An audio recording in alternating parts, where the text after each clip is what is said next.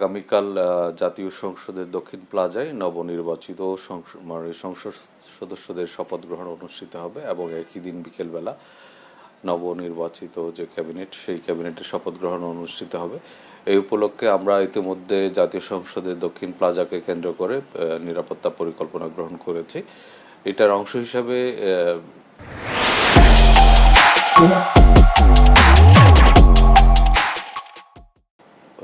ওই দক্ষিণ প্লাজার আশেপাশে কয়েকটা সড়কে যান চলাচল নিয়ন্ত্রিত থাকবে। তার বাইরে পুরো এলাকা নিরাপত্তার চাদরে ঢেকে রাখা হবে। শপথ গ্রহণ অনুষ্ঠানটি যেন সুষ্ঠু এবং সুন্দরভাবে অনুষ্ঠিত হয় সে লক্ষ্যে আমাদের পর্যাপ্ত পুলিশ সদস্য মোতায়েন থাকবে এবং নিশ্ছিদ্র নিরাপত্তা ব্যবস্থা থাকবে।